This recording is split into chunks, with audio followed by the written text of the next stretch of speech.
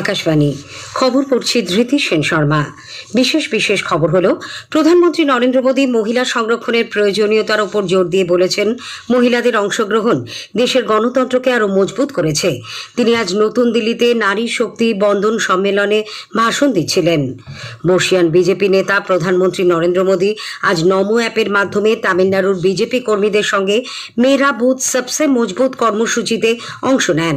পশ্চিমবঙ্গে বিধানসভা নির্বাচনের দ্বিতীয় দফার ভোট গ্রহণের জন্য মনোনয়নপত্র প্রত্যাহারের আজই ছিল শেষ দিন।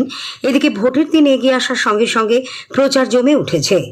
সুপ্রিম কোর্ট স্পষ্ট জানিয়েছে, বিচার বিভাগীয় ট্রাইব্যুনালে আবেদনের নিষ্পত্তি না হওয়া পর্যন্ত পশ্চিমবঙ্গে ভোটার তালিকা থেকে বাদ পড়া ব্যক্তিরা ভোটদানের সুযোগ পাবেন না।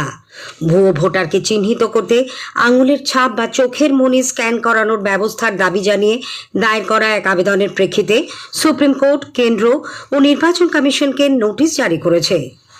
প্রবাদ প্রতিম সঙ্গীত শিল্পী আশা ভোঁসলের শেষকৃত্য আজ পূর্ণ রাষ্ট্রীয় মর্যাদায় মুম্বাইয়ে সম্পন্ন হয়েছে। আইপিএল ক্রিকেটে হায়দ্রাবাদের রাজীব গান্ধী আন্তর্জাতিক স্টেডিয়ামে সানরাইজার্স হায়দ্রাবাদ রাজস্থান রয়্যালসের মুখোমুখি। আসছে বিস্তারিত খবরে। প্রধানমন্ত্রী নরেন্দ্র মোদী গণতান্ত্রিক কাঠামোয় মহিলা সংরক্ষণের প্রয়োজনীয়তার ওপর জোর দিয়ে বলেছেন, মহিলাদের অংশগ্রহণ দেশের গণতন্ত্রকে আরও মজবুত করেছে। তিনি আজ নতুন দিল্লিতে নারী শক্তি বন্দন সম্মেলনে বলেন, ভারতে নারী শক্তি জীবনের সব ক্ষেত্রে গুরুত্বপূর্ণ অবদান রেখেছে। পঞ্চায়েত ব্যবস্থাপনায় মহিলাদের নেতৃত্ব দান এক অসাধারণ দৃষ্টান্ত। দেশের স্থানীয় প্রশাসনগুলিতে 14 লক্ষেরও বেশি নারী অত্যন্ত সফলভাবে দায়িত্ব পালন করেছেন। আগামী 16 তারিখ সংসদের বাজেট অধিবেশনের মধ্যেই বিশেষ অধিবেশন ডাকা হয়েছে বলে উল্লেখ করেন প্রধানমন্ত্রী। তাতে এক নতুন ইতিহাস সৃষ্টি হতে চলেছে। প্রধানমন্ত্রী আরও জানান, কংগ্রেস, জনতা দল সংযুক্ত এবং লোক জনশক্তি পার্টি রামবিলাস এই দলগুলি 16 থেকে 18 এপ্রিল পর্যন্ত লোকসভা ও রাজ্যসভায় তাদের প্রত্যেক সদস্যকে সংসদে উপস্থিত থাকার জন্য 3 লাইনের হুইপ জারি করেছে। এই প্রসঙ্গে নারী শক্তি বন্দন অধিনিয়মের উল্লেখ করে প্রধানমন্ত্রী বলেন, তার সরকার মহিলাদের ক্ষমতায়নের প্রথম পদক্ষেপ হিসেবে 2023-এ নবনির্মিত সংসদ ভবন থেকে এই নতুন আইন চালু করে। সিদ্ধান্ত গ্রহণের প্রক্রিয়ায় মহিলাদের অংশগ্রহণ আরও বাড়ানোর লক্ষ্যে তাঁর সরকার বদ্ধপরিকর বলেও আশ্বাস দেন প্রধানমন্ত্রী। মহিলা ও শিশু বিকাশ মন্ত্রী অন্নপূর্ণা দেবী বলেন, নারী শক্তি বন্দন অধিনিয়ম মহিলাদের ক্ষমতায়ন, আত্মমর্যাদা এবং গণতান্ত্রিক অংশগ্রহণকে সুনিশ্চিত করবে। দেশের মেয়েরা উন্নয়নের যাত্রাপথে পতাকা বহন করে নিয়ে যাচ্ছে বলেও তিনি মন্তব্য করেন। नारी शक्ति वंदन अधिनियम हमारी मातृशक्ति के वर्षों के संघर्ष और साधना की लोकतांत्रिक सिद्धि का महापर्व है। यह महिलाओं के आत्मसम्मान और लोकतांत्रिक भागीदारी को सुनिश्चित करने वाला युगांतरकारी परिवर्तन है। माननीय प्रधानमंत्री जी, आपने हमें यह दृष्टि दी है जिससे आज भारत की बेटियां विकास रथ की ध्वजवाहक बन रही हैं और आपके वुमेन लेड डेवलपमेंट के विजन के साथ विश्व पटल पर अपनी नई पहचान स्थापित कर रही है।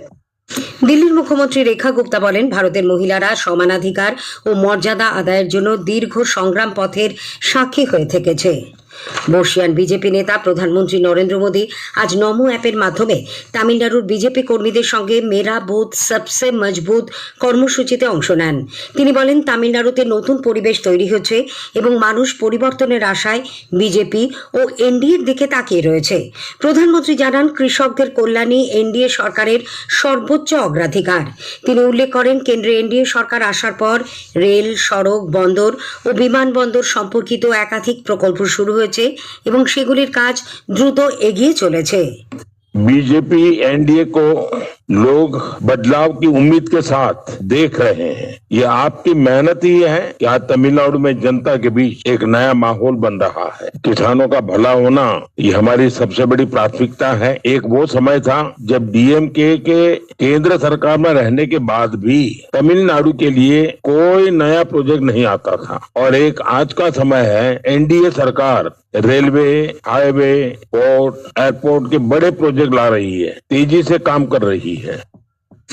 পশ্চিমবঙ্গে বিধানসভা নির্বাচনের দ্বিতীয় দফার ভোট গ্রহণের জন্য মনোনয়নপত্র প্রত্যাহারের আজই ছিল শেষ দিন। এই দফায় আগামী 29 এপ্রিল 7টি জেলার 142টি আসনে ভোট নেওয়া হবে। এদিকে প্রথম দফায় 152টি আসনে ভোট গ্রহণ 23 এপ্রিল। ভোটের ফলাফল ঘোষিত হবে 4 মে। বিধানসভা ভোটের দিন এগিয়ে আসার সঙ্গে সঙ্গে প্রচার ক্রমশ জমে উঠছে। বরিষ্ঠ বিজেপি নেতা কেন্দ্রীয় স্বরাষ্ট্রমন্ত্রী অমিত শাহ আজ বীরভূমে দলীয় প্রার্থীদের সমর্থনে জনসভা করেন। খয়রাশোলে বিজয় সংকল্প সভায় যোগ দিয়ে রাজ্যের তৃণমূল কংগ্রেস সরকারের তীব্র সমালোচনা করেন তিনি।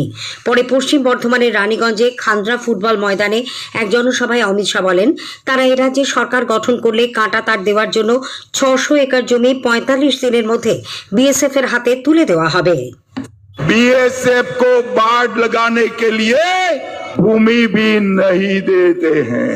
हमने तय किया है कि भाजपा सरकार बनते ही 45 दिन में पूरी बंगाल की सीमा पर बाढ़ लगाने के लिए भूमि दे दी जाएगी।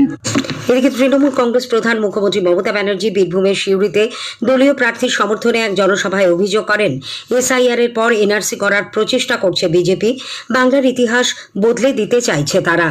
পশ্চিম বর্ধমানের কাঁকসার রঘুনাথপুরে আরেকটি জনসভায় মমতা ব্যানার্জি নির্বাচনী প্রক্রিয়া নিয়ে মানুষকে সতর্ক করে দিতে ভোটদানের সময় ইভিএম ভালো করে পরীক্ষা করে দেখে নেওয়ার পরামর্শ দেন। কর্মসংস্থান ইস্যুতে মুখ্যমন্ত্রী বিজেপিকে আক্রমণের নিশানা করে বলেন, বিগত 12 বছরে তাদের আমলে কত চাকরি হয়েছে সেই পরিসংখ্যান প্রকাশ্যে আনতে হবে।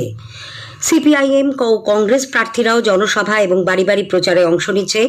এদিকে অন্যতম শীর্ষ কংগ্রেস নেতা রাহুল গান্ধী আগামীকাল নির্বাচনী প্রচারে পশ্চিমবঙ্গে আসছেন।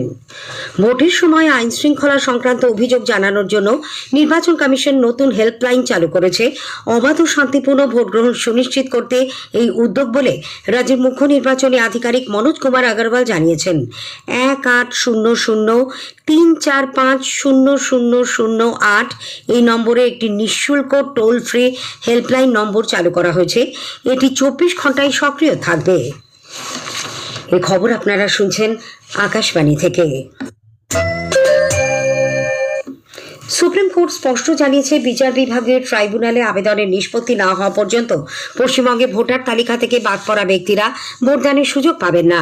প্রধান বিচারপতি সূর্যকান্ত ও 2 বিচারপতি জয়মাল্য বাগচি এবং বিপুল এম পাঞ্চলির বেঞ্চ আজ পশ্চিমবঙ্গে এসআইআর মামলার শুনানিতে জানান, ট্রাইব্যুনালে শুনানি শুরু হয়েছে, তাই এ ব্যাপারে যা সিদ্ধান্ত নেওয়ার তা ট্রাইব্যুনালই নেবে, কোনোভাবে চাপ সৃষ্টি করা যাবে না। শীর্ষ আদালত ট্রাইব্যুনালের বিচারকদের ওপর অতিরিক্ত বোঝা চাপাতে রাজি নয় বলেও বেঞ্চ স্পষ্ট জানিয়েছে। আইনজীবী জানান, এ পর্যন্ত অ্যাডজুডিকেশন তালিকায় থাকা 60 লক্ষের বেশি মামলার নিষ্পত্তি হয়েছে। পদ্ধতিগত কারণে মাত্র 2000 নামের নিষ্পত্তি সম্ভব, যা মোট অ্যাডজুডিকেশনের মাত্র 0.2%।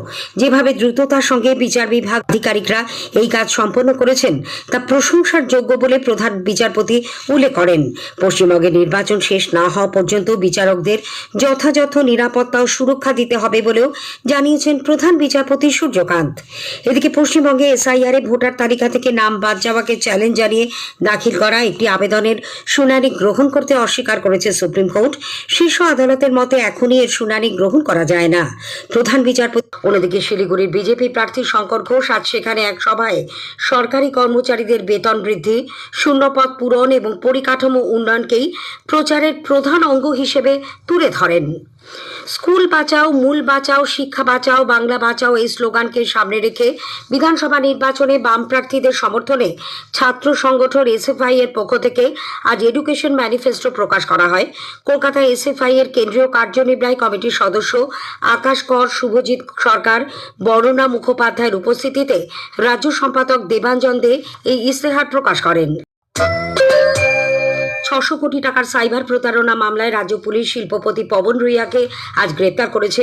পশ্চিমবঙ্গ পুলিশের সাইবার অপরাধ দমন শাখা নিউ টাউনের একটি হোটেলের সামনে থেকে তাকে গ্রেপ্তার করে। আগামীকাল তাকে বিধাননগর এসিজেএম আদালতে তোলা হবে। ইডি কয়লা পাচার কেলেঙ্কারি মামলায় কলকাতা পুলিশের বিশেষ ব্রাঞ্চের ডেপুটি কমিশনার শান্তনু সিনহা বিশ্বাসকে জিজ্ঞাসাবাদের জন্য তলব করেছে। 6 এপ্রিল তাকে ইডির দপ্তরে হাজিরা দেওয়ার নির্দেশ দেওয়া হয়েছে। সারা দেশের সঙ্গে রাজ্যেও নানা অনুষ্ঠানের মধ্যে দিয়ে আজ মহাবীর জয়ন্তী উদযাপিত হচ্ছে। রাষ্ট্রপতি, উপরাষ্ট্রপতি ও প্রধানমন্ত্রী এই উপলক্ষে সকলকে শুভেচ্ছা জানিয়েছেন। আজকের প্রসঙ্গের এবারের বিষয়, গ্রামীণ যুবকদের নতুন আয়ের উৎস হয়ে উঠেছে উন্নত জাতের মুরগি পালন। এই নিয়ে হুগলি কৃষি বিজ্ঞান কেন্দ্রের কৃষি সম্প্রসারণ বিভাগের বিষয়বস্তু বিশেষজ্ঞ ডক্টর সৈকত সাহার সঙ্গে কথা বলেছেন দিব্য দে। শেষ করার আগে স্থানীয় সংবাদের বিশেষ কিছু অংশ আরও একবার। 600 কোটি টাকার সাইবার প্রতারণা মামলায় রাজ্য পুলিশ শিল্পপতি পবন রুইয়াকে আজ গ্রেফতার করেছে। বিজেপি মুখ্যমন্ত্রীর বিরুদ্ধে আদর্শ আচরণবিধি ভঙ্গের অভিযোগ জানিয়েছে। স্থানীয় সংবাদ শেষ হলো। পরের খবর 8টা 10-এ।